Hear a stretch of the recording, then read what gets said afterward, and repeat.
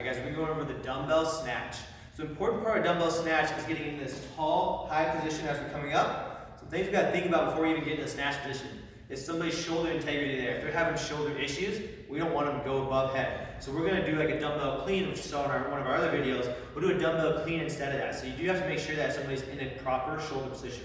From there, when we get to this dumbbell clean, or dumbbell snatch, sorry, we have from all the way from the ground, the power position, or we have the hang position. We're going to show from the ground. So in this one, we're going to hinge back like a deadlift. When we go down to get that weight, I don't want to be rounding to get down to get it. I want to be athletic to get down to get it. So when I go down to get it, from here, I want to drive my hips back as far as I can, be strong in this position. I'm going to be powerful up. So I'm going to come up, I'm going to pull through, and all the way to this guy. So see the quick motion, you see it, hop through.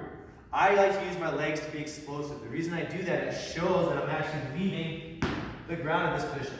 But if you look from a forward position, this position, the dumbbell is coming through, pulling tight to the body, all the way up. So showing a full motion here, snap those hips, pop, catch tall, come back down, pull here, down, again, down, again, coming through. So you see how I'm powerfully ripping it. I think of it like pulling a chainsaw, right? So when I do it, I'm pulling off the ground, I'm powerfully pulling and punching it through the sky, come back down. Now we have the hang position, which is a lot like it.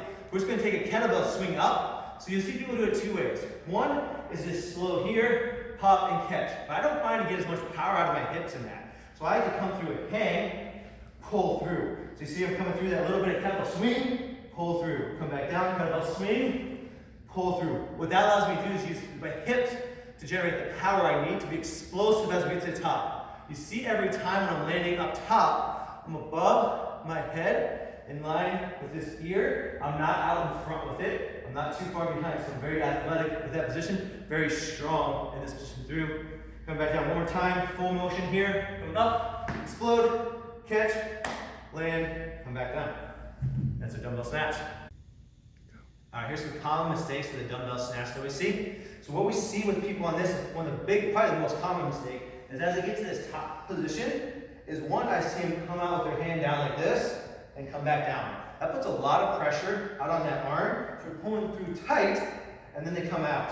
What we want to do is we want to pull tight, come back down this position. The same can go in reverse. We don't see this as often, but people will come through and come out with it.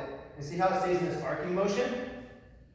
We want them to pull it tight to their body so it's not so much pressure on the shoulder. We can keep the weight heavy, so pulling it tight through there. Another mistake we see is people will do this. They'll come here, stop, press. It'll be like a dumbbell clean is what it really ends up looking like. But a lot of times they won't be able to pull straight through. They'll just stop here. So what we need to do is we need to teach them one full big motion, pulling it all the way through.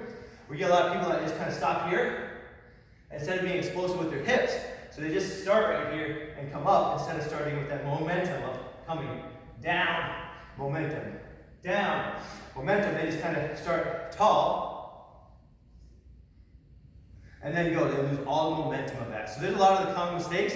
The big thing you need to do is if they're really struggling with some of those common mistakes, take the weight and go slightly heavier, which is going to be opposite what you think.